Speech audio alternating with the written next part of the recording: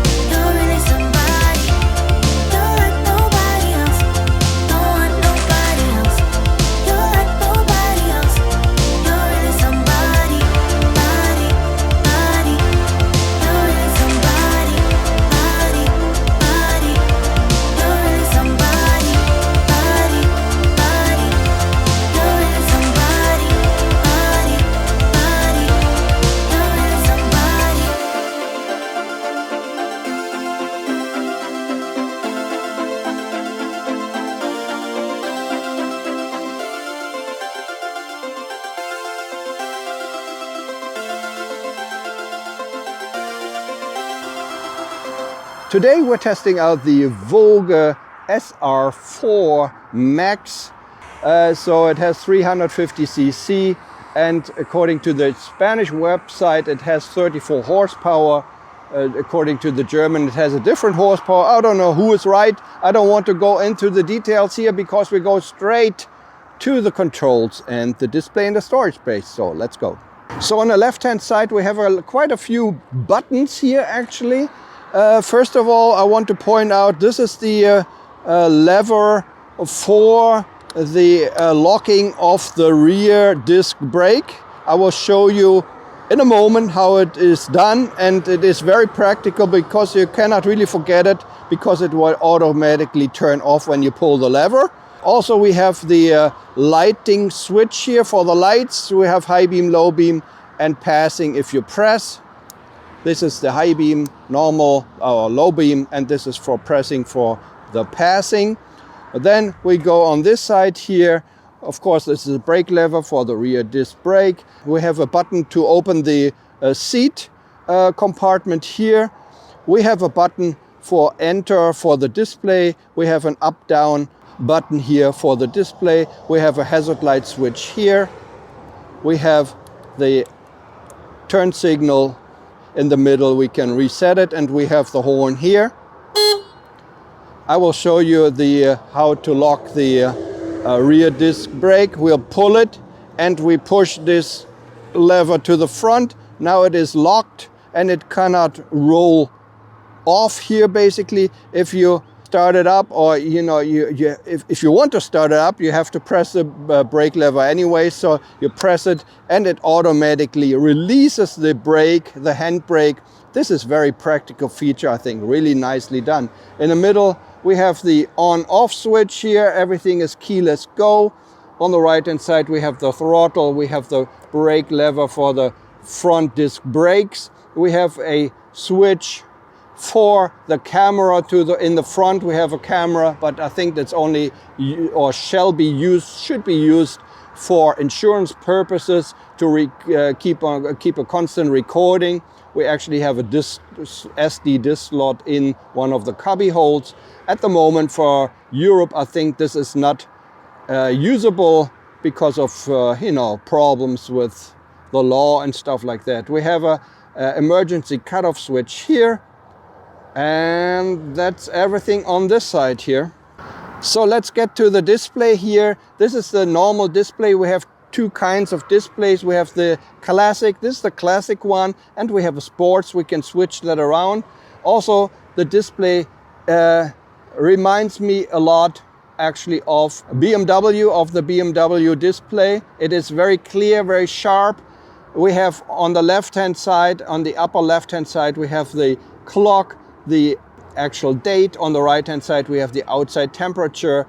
In the middle we have the speedometer. Also actually we have a RPM counter right here.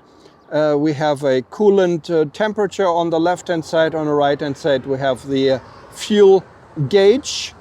Down below, trip, the TPMS, the tire pressure control system or monitoring system with 2.3 bar, 2.6. Odometer to the right, and that's all there's to it of the main display. If you press the button to upwards, you get into the Bluetooth connection kind of thing. Since I don't have the app and I don't have it connected, I cannot show you what you can do. Maybe listen to music, I don't know. And if you press the enter button for a longer period of time, you get into the settings menu. You can go into settings, my vehicle, and exit. If we go into settings, we press it once, we can change the language, unit, UI, which is, you know, the classic or sport.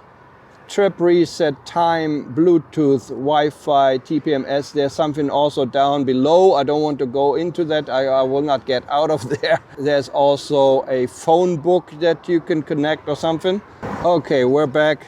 Yeah, I have still problems using the enter button correctly to get out of the display. They should have just put a back button here, would have been easier to navigate. Quickly go back in here.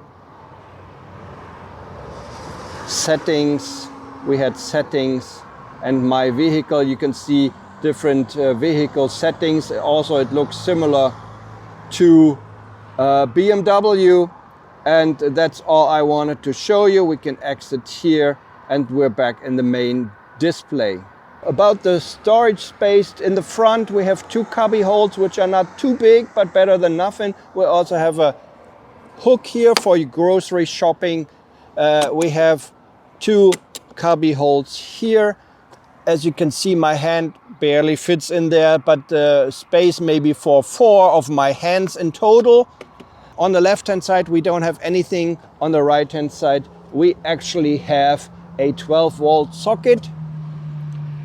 Maybe you can see that here. Here's the 12-volt socket. We have a USB connection here, and we have the slot for the SD card for recording of the camera, apparently, which is not set up for Europe yet.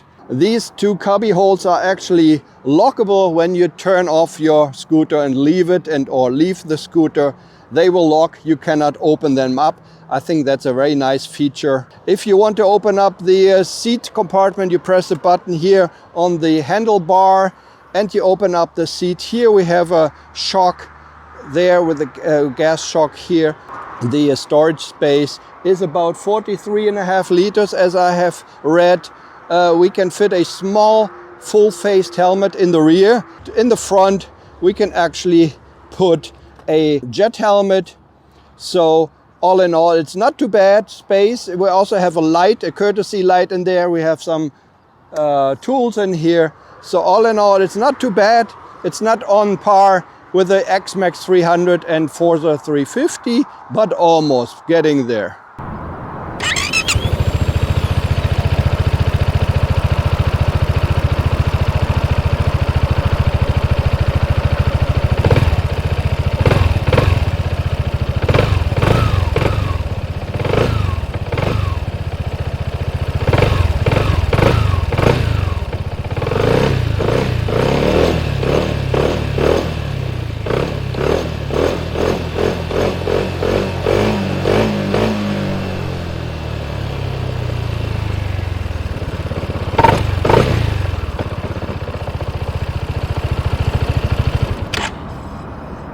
So this is the VOGE SR4 Max.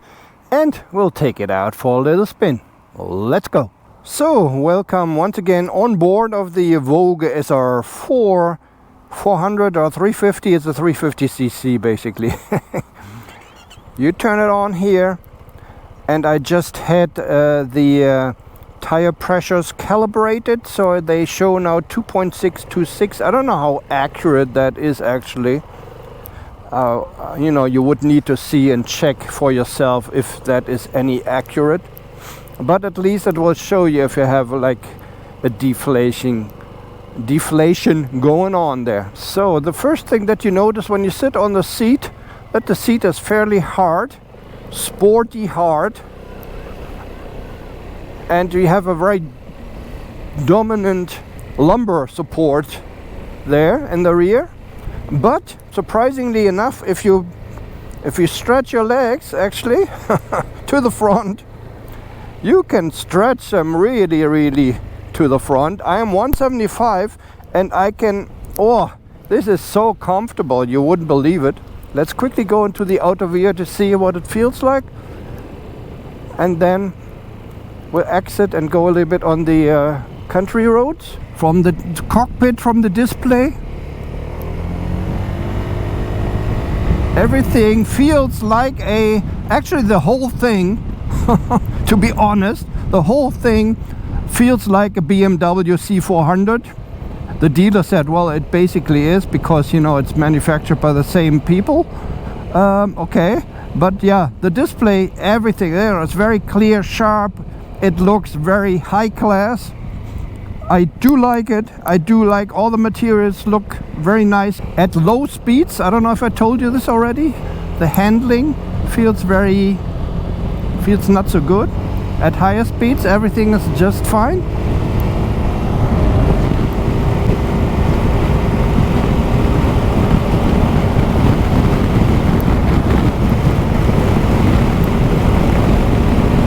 So if you park it or go very slowly, you have to be careful that I mean, at least it feels like you tip over, but you know, you have to be a little bit careful there.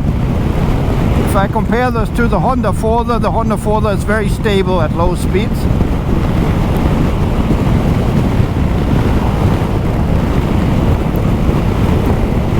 The light in the front, headlights, rear lights, everything looks really nicely designed and very sharp. Apparently, according to the German website, it does have actually lights for the cornering lights. How do you call this? Corner lights, cornering lights. Of course I cannot try this out, and of course I cannot see myself from the front, so I don't know if that is true, but I believe it, because it has a lot of lights in the front, definitely. Yeah, the wind deflection is not the best. I mean, it goes up to the helmet, but there's a lot of turbulence on the side. But I mean, that's similar to X-Max 300. We have ABS, we have traction control, we have TPMS, which is the tire pressure monitoring system. Very nice little feature. We actually have a camera in the front. We have a button for this here. Only works in China at the moment. With a trick, of course, you can activate it with a Chinese app or something, and you can start recording on the SD card, which is on the right, and the cubby hole on the right hand side. But I think the main purpose for this is only for like insurance purposes and stuff, that you keep recording the traffic in case something happens. Yeah, it's a quick little beast actually. And also the handling at higher speeds is pretty nice. It feels like a bigger scooter, like a maxi scooter. Feels very sporty. Everything is very tight and stiff, like the brake levers. The seat is fairly hard and feels very sporty. I don't know how long you can sit on this though, but yeah, maybe it will be okay, I'm not sure. Yeah, my first impressions, definitely I like it. The styling similar to BMW. I like the BMW, the C400 series. It is what they say, basically the same, only from a different company, and I guess quite a bit cheaper than a BMW, than a real BMW.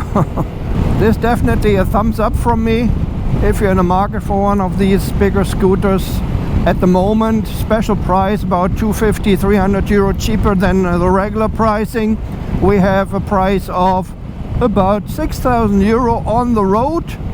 That's about it. All I can say about this VOGE Scooter SR4 Max, which is surprisingly good. And that's my verdict. And this is my test ride here on this beautiful sunny day with 21 degrees here in the southern part of Spain. Thanks very much for watching. This is BenalRida out. Take care. Bye bye.